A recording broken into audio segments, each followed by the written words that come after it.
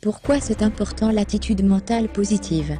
Le caractère est le résultat de deux choses, l'attitude mentale, et la façon dont nous passons notre temps.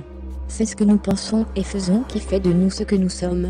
Il y a des hommes, que le destin ne peut jamais retenir, ils avancent d'une manière désinvolte, et prennent de plein droit, le meilleur de tout ce que la terre offre.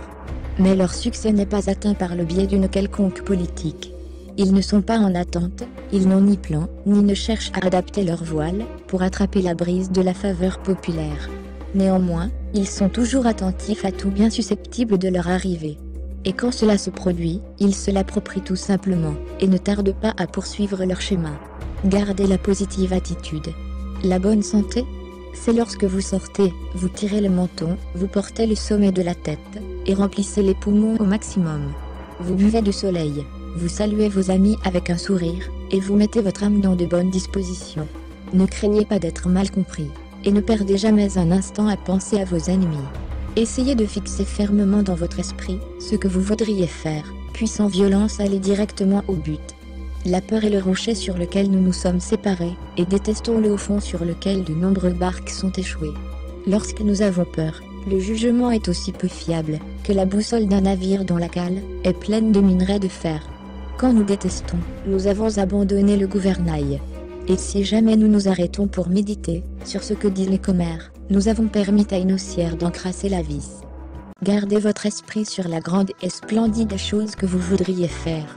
Et puis, au fil des jours, vous vous retrouverez inconsciemment à saisir les occasions nécessaires à la réalisation de votre désir, tout comme l'insecte corallien tire de la marée montante les éléments dont il a besoin. Imaginez dans votre esprit la personne capable, sérieuse et utile que vous désirez être, et la pensée que vous avez est en train de vous transformer chaque minute en cette personne que vous admirez tellement. La pensée est suprême, et penser vaut souvent mieux que faire. Conservez une attitude mentale juste, l'attitude de courage, de franchise et de bonne humeur. L'attitude positive. Qu'est-ce que Darwin et Spencer nous ont dit? Que c'était la méthode de la création.